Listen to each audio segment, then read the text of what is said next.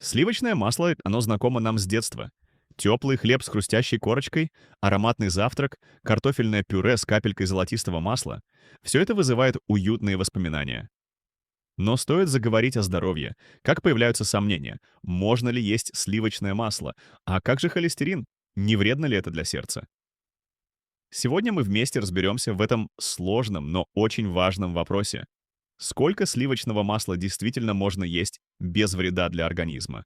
Чем оно полезно? В чем его опасность? Что говорит наука о холестерине, плохом и хорошем? И, конечно, мы обсудим 10 ключевых полезных свойств настоящего сливочного масла, о которых вы, возможно, даже не догадывались. А в завершение четкая рекомендация. Сколько масла нужно организму, чтобы получить только пользу? Без перегибов, без мифов, без лишнего страха. Сливочное масло — это продукт, который изготавливают из натуральных сливок путем взбивания. Если все сделано правильно, на выходе мы получаем густую, плотную и ароматную массу, богатую жирорастворимыми витаминами, насыщенными жирами и, разумеется, холестерином. Да, тем самым холестерином, о котором так любят говорить врачи и диетологи. Но прежде чем поставить клеймо, давайте остановимся и разберемся. Что на самом деле происходит в нашем организме, когда мы едим сливочное масло?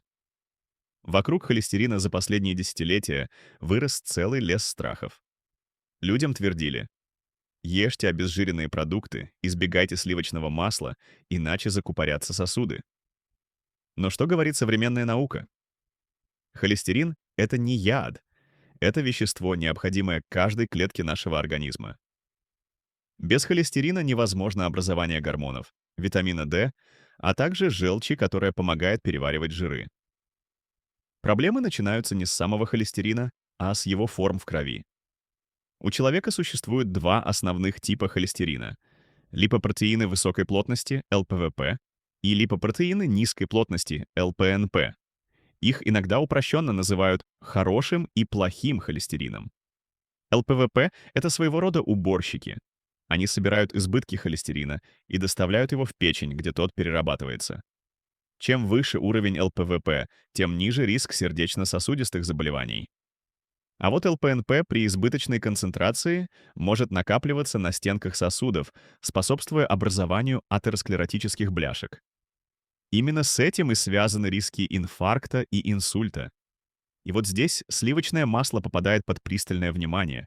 Оно действительно содержит насыщенные жиры, которые могут влиять на уровень ЛПНП. Но одновременно масло содержит вещества, которые повышают и уровень ЛПВП. Так что все зависит от количества, качества и общего рациона. Если отказаться от страха и посмотреть на сливочное масло объективно, становится очевидно. Это не только вкусно, но и действительно полезно. Главное — натуральность, умеренность и понимание, что это не продукт для злоупотребления, а для разумного дополнения рациона. Давайте рассмотрим 10 ключевых полезных свойств настоящего сливочного масла, каждая из которых заслуживает отдельного внимания. Первое — источник витамина А. Сливочное масло — один из лучших природных источников ретинола, или витамина А, который необходим для здоровья глаз, иммунной системы и кожи. Особенно важно это для детей и пожилых людей. Витамин А из животных источников усваивается лучше, чем из растительных. Второе — поддержка гормонального фона. Жиры в сливочном масле — строительный материал для половых и стероидных гормонов. При нехватке жиров может нарушиться менструальный цикл у женщин, появиться усталость и апатия. Натуральное масло поддерживает гормональный баланс. Третье — улучшение всасывания витаминов. Витамины А, D, Е и К являются жирорастворимыми. Без достаточного количества жира организм не сможет их полноценно усваивать. Сливочное масло помогает получать максимум пользы из овощей и других источников этих витаминов. Четвертое — поддержка нервной системы. Мозг человека на 60% состоит из жиров. Жиры в сливочном масле питают нервные клетки, помогают улучшить концентрацию, память и устойчивость к стрессу.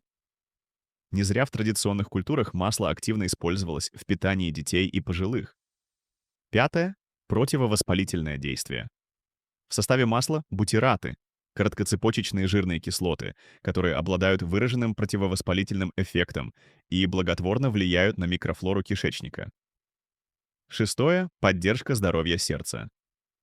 Несмотря на страхи, сливочное масло в умеренных количествах может улучшать липидный профиль крови, увеличивая долю ЛПВП — хорошего холестерина. В сочетании с физической активностью и цельной пищей это снижает риск сердечных заболеваний. Седьмое — энергия без скачков сахара. Жиры — это медленно усвояемый источник энергии, в отличие от быстрых углеводов. Масло дает стабильную и длительную энергию без резких скачков и падений сахара в крови. Это особенно важно при снижении веса или контроле аппетита. Восьмое — поддержка кожи и волос. Жирные кислоты и витамины в составе масла питают кожу изнутри, делают ее эластичной, а волосы — блестящими и сильными. Это особенно заметно при регулярном, но умеренном потреблении.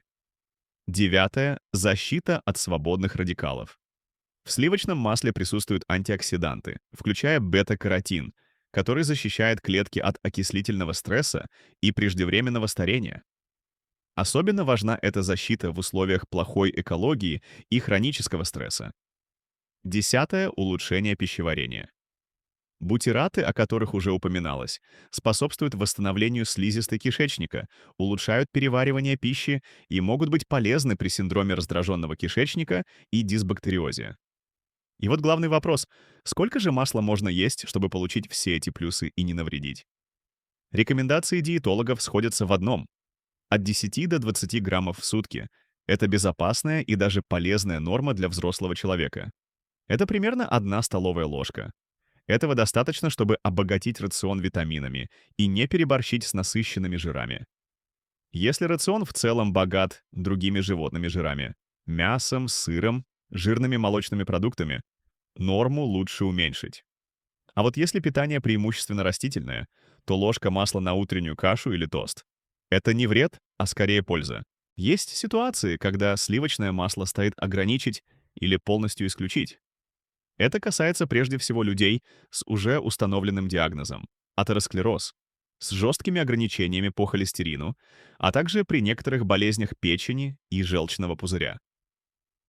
Также нужно быть внимательными людям с избыточным весом и метаболическим синдромом. В этих случаях лучше обсуждать включение масла в рацион с врачом или диетологом. И, конечно, важно выбирать настоящее масло, без растительных жиров, маргарина и ароматизаторов. Только такой продукт принесет пользу. Сливочное масло — это не враг, а ценный союзник, если употреблять его с умом. Оно питает, защищает, восстанавливает. Оно может стать частью здорового питания, если вы знаете меру и умеете слушать свой организм. В мире, полном пищевых мифов, важно помнить: натуральные продукты, такие как сливочное масло, были с нами веками. А вот настоящие проблемы начинаются тогда, когда в нашем рационе появляются подделки, избыток и неосознанность. Так что кусочек масла на утреннем хлебе — это не преступление против здоровья, это, возможно, возвращение к себе. Главное, не забывайте о балансе.